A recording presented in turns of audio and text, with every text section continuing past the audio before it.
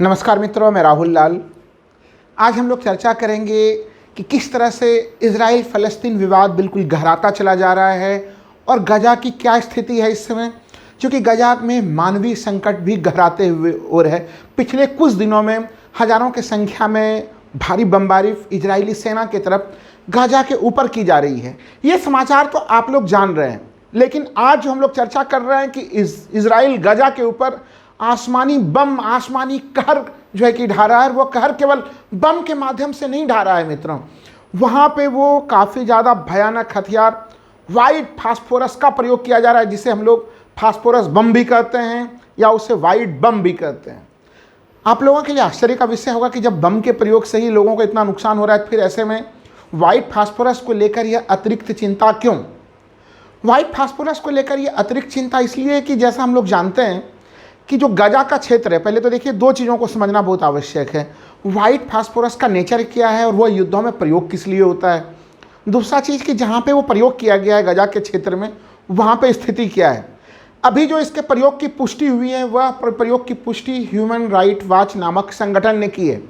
कई सारे वीडियोज़ जो है कि वो वायरल हो रहे थे और उसमें दो वीडियो में सीधे सीधे जो एक वीडियो जिसमें कि लेबनान के ऊपर इजराइल की सेना हमला कर रही है, ह्यूमन राइट वॉच का मानना है कि उसमें भी जो है कि सीधे सीधे वाइट फास्फोरस का प्रयोग किया गया है। और दूसरे वीडियो वह गाजा के ऊपर इजरायली सेना के हमले का है, वहाँ पे भी वाइट फास्फोरस का प्रयोग किया गया है। ह्यूमन राइट वॉच संगठन के अनुसार 10 और 11 अक्टूबर को वाइट फास्फोरस का प्रयोग किया गया।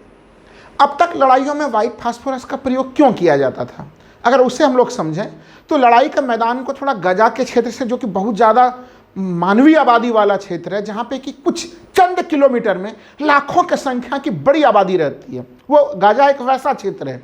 लेकिन वाइट फास्फोरस का प्रयोग करते हैं जब आप मान के चलिए कि बहुत खुले क्षेत्र में कहीं लड़ाई हो रही है और उस लड़ाई में हम अपनी क्या रणनीति बना रहे हैं अपने तरफ से, या फिर जो दो देशों की लड़ाई हो रही है कोई तीसरा देश भी उसमें सहयोग करना चाह रहा है, तो वो उन स्थितियों को अच्छे से जान ना सकें, वहाँ पे एक स्मोकी वातावरण बनाने के लिए इसका लड़ाई में प्रयोग होता है। दो तरीके से प्रयोग होता है, या तो आप ज़मीनी स्तर पे जो है कि वाइट फास्फोरस का विस्फोट करते हैं, लेकिन जब आप ज़मीनी स्तर पे वाइट फास्फोरस का विस्फोट करते हैं तो थोड़े कम आधार वाले क्षेत्र में ही स्मोकीनेस वाला वातावरण बन पाता है। लेकिन जब हवाई हमलों के माध्यम से आप वाइट फास्फोरस का प्रयोग करते हैं तो एक बहुत बड़े से एरिया को आप कवर करते हैं और बहुत दूर तक की एरिया जो है कि जो आपकी सैन्य गतिविधियाँ हैं वो बिल्कुल सेटेलाइट के नज़रों से, बाकी अन्य नज़रों से वो गतिविधियाँ छुपी की छुपी रह जाती हैं। तो विशेषकर सैटेलाइट से भी अपने गतिविधियों को, अपनी सैन्य गतिविधियों को छुपाने का प्रयास होता है। ये तो परंपरागत स्थिति है लड़ाई की। लेकिन जब इसी वाइट फास्फोरस का प्रयोग आप गाजा जैसे जगह में करते हैं, जहाँ पे कि पहले ही लगातार जो है कि बमबारी हो रही है, इजराइल हमास को खात्मा के नाम पे गजा के सामान्य नागरिकों के ऊपर हमला कर रहा है, वहाँ के छोटे छोटे बच्चे लहूलुहान हो रहे हैं, बुजुर्ग लहूलुहान हो रहे हैं, गर्भवती महिलाएं जो है कि वो लहूलुहान हो रही हैं, उस जगह पे अब हम लोग सोचिए कि जब वाइट बम का प्रयोग होगा, वाइट फास्फोरस का प्रयोग होगा, तो उसकी क्या स्थितियाँ होंगी। वाइट फास्फोरस को थोड़ा समझना पड़ेगा। फास्फोरस आप लोगों ने ज़रूर जब केमिस्ट्री पढ़ी होगी अपने कक्षा में, तो फास्फोरस को हम लोग पी से जो है कि केमिस्ट्री में डिनोट करते हैं। और फास्फोरस का एक नेचर है कि फास्फोरस काफ़ी ज़्यादा ज्वलनशील है, यानी बहुत तेज़ी से जलता है। यानी जैसे ही आप विस्फोट करते हैं तो विस्फोट करते ही फास्फोरस अपना तेज़ी से प्रज्वलित होना शुरू करता है और बहुत गाढ़ा धुआं देना शुरू कर देता है। और वो तब तक जलता है जब तक या तो फास्फोरस खत्म ना हो जाए या फिर जब तक ऑक्सीजन खत्म ना हो जाए।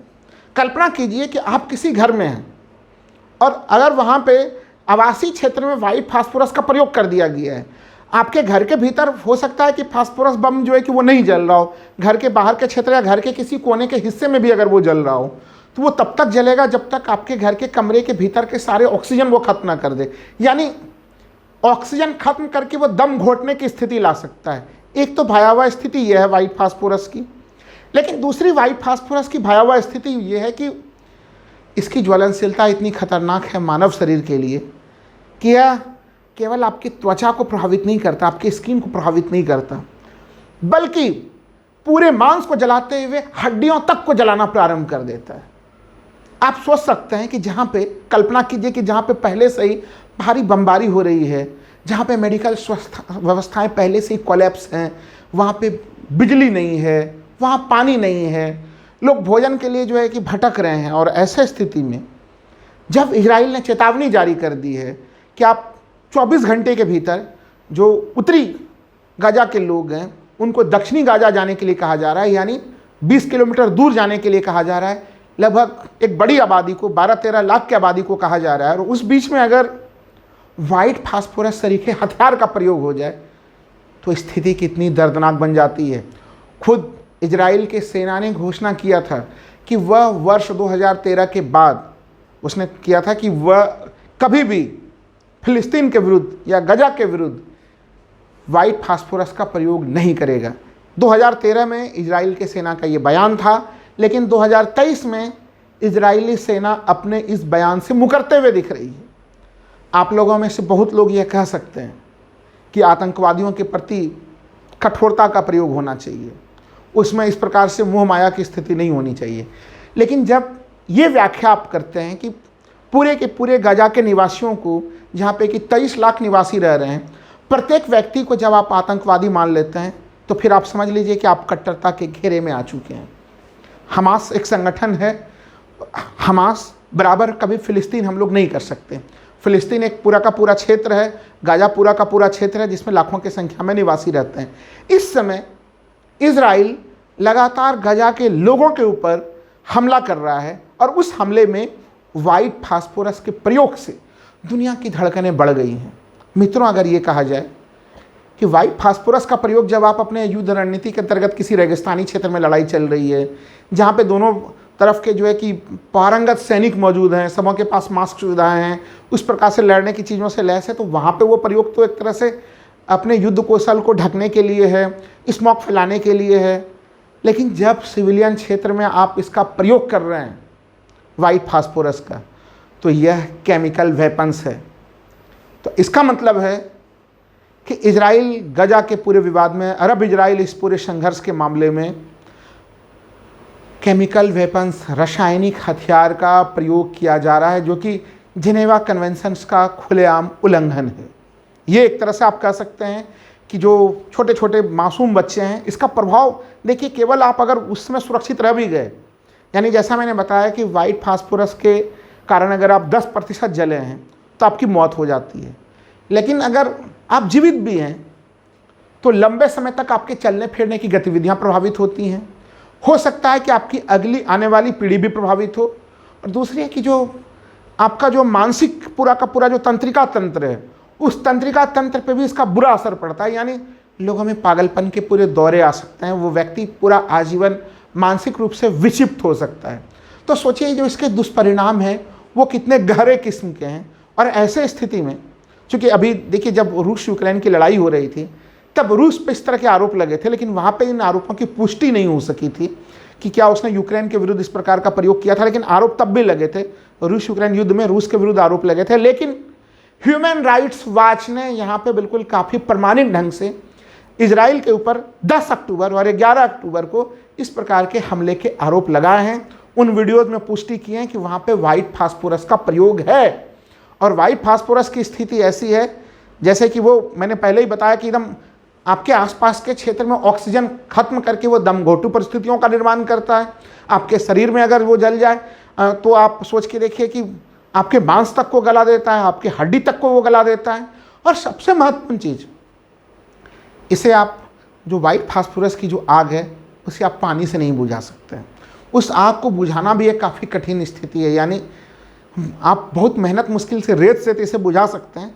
लेकिन मुख्यतः होता ये है मित्रों कि जब तक या तो ऑक्सीजन खत्म नहीं हो जाए तब तक वो आग जलती रहती है, या फिर जब तक खुद फास्फोरस खत्म ना हो जाए तब भी ये आग जलती रहती है। जैसा कि हम लोग देख रहे हैं कि गजा के जो सबसे बड़े हॉस्पिटल हैं वहाँ की जो स्थितियाँ हैं, वहाँ पे पहले ही दवाई की कमी है, वहाँ पे डॉक्टर्स की भी जो है कि कमी है, लोग मदद के लिए चीख पुकार कर रहे हैं। ये स्थितियाँ पहले से लगातार ये मीडिया डोमेन में ये खबरें हम लोग देख रहे हैं। ऐसे स्थिति में इजराइल को इसका जवाब देना पड़ेगा कि आखिर वो किन हालात में, ऐसी क्या परिस्थितियाँ रही कि उसने वाइट फास्फोरस बम या फास्फोरस बम का या सफ़ेद बम का प्रयोग किया। हालांकि जब इजरायली सेना से इसके बारे में सब पूछा गया सवाल, तो इजराइल ने ना तो इसका खंडन किया है, ना ही इसका समर्थन किया है। इन वाइट फास्फोरस से संबंधित सवालों के मामले पे इजराइल ने एक अभूतपूर्व चुप्पी की स्थिति बना के रखी है। इसलिए ये बहुत आवश्यक है कि विश्व समुदाय इसके ऊपर ध्यान दे, न केवल इजराइल के संदर्भ में, बल्कि इस प्रकार के कन्वेंशंस को दुनिया भर में लागू करने की बड़ी तीव्र आवश्यकता है कि चाहे वो भले ही रूस यूक्रेन का संघर्ष क्यों ना हो, कोई अन्य देशों का भी संघर्ष क्यों ना हो, बड़ी सघन और मानवीय आबादी पे इस प्रकार के केमिकल वेपन्स का प्रयोग नहीं होना चाहिए। इसके लिए तमाम नियम भी बने हुए हैं, लेकिन उन नियमों का उल्लंघन करके इस प्रकार की स्थितियां बन जा रही हैं जो मानवता के लिए बड़ी चिंताजनक परिस्थितियां प्रकट करती हैं। ये हमारे मानवाधिकार के मूल्यों के लिए हनन की स्थिति होती है। दूर से आप जरूर जो है, आप गाजा के इस पूरे प्रकरण को, इजराइल के इस पूरे प्रकरण को आप देख के आप समझ रहे हो, लेकिन थोड़ी देर के लिए आप इस पूरे प्रकरण में अपने आप को उस शहर में स्थापित कर दीजिए, गाजा शहर, जो कि चारों तरफ से उसकी किलेबंदी है, जहाँ से लोगों को अचानक से कुछ भी फरमान जारी कर दिया जाता है, जिनके खाने पीने के पूरे सप्लाई लाइन को ध्वस्त कर दिया जाता है, जिनके ऊपर लगातार एक हमास के नाम पे, हमास एक आतंकवादी संगठन है, उसके ऊपर कार्रवाई आप करते हैं, लेकिन इजराइल का दावा रहा है कि वो चुनिंदा कार्रवाई करने में उसे बड़ी महारत हासिल है। इसके लिए इजराइल ने 1956 में जो है कि एक फोर्स का भी गठन किया था, और उस फोर्स को वो एक तरह से पश्चिमी देशों के डेल्टा फोर्स की तरह था कि वो चुन चुन के कार्रवाई करता है, वो जहाँ पे भी आतंकवादी होते हैं उसे सीधे पकड़ लेता है। यहाँ तक कि 1976 में इसी प्रकार के कमांडो ऑपरेशन में जो नेतन्याहू है, इनके बड़े भाई नेतन्याहू जो है कि वो शहीद भी हुए थे, और बड़ा शानदार ऑपरेशन भी रहा था वो। तो इजराइल की एक बड़ी क्षमता रही है कि वो सीधे सीधे जो आतंकवादी हैं उनके ऊपर वो कार्रवाई करता है और वो पकड़ लेता है। ये दावा रहा है इजराइल का। तो इजराइल की अगर इस प्रकार की कैपेसिटी है, तो सबसे बड़ा सवाल ये उठ रहा है कि फिर वो मास डिस्ट्रक्शन, एक तरह से जो सीधे सीधे पूरे गाजा के लोगों को समाप्त करने की तरफ कैसे वो अग्रसर हैं।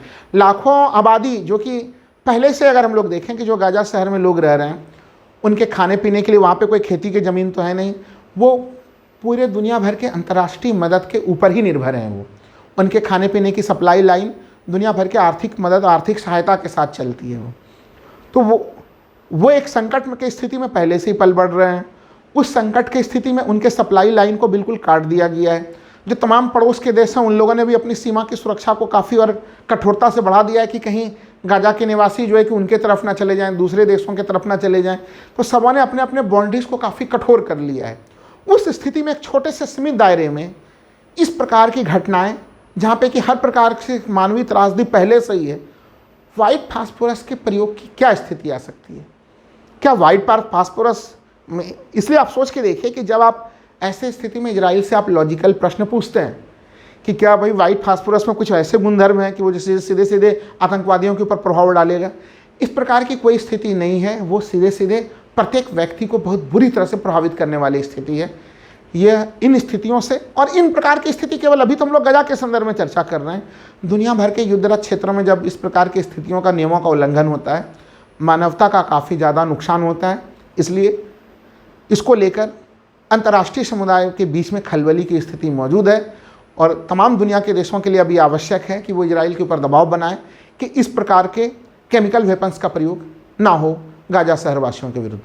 धन्यवाद मित्रों।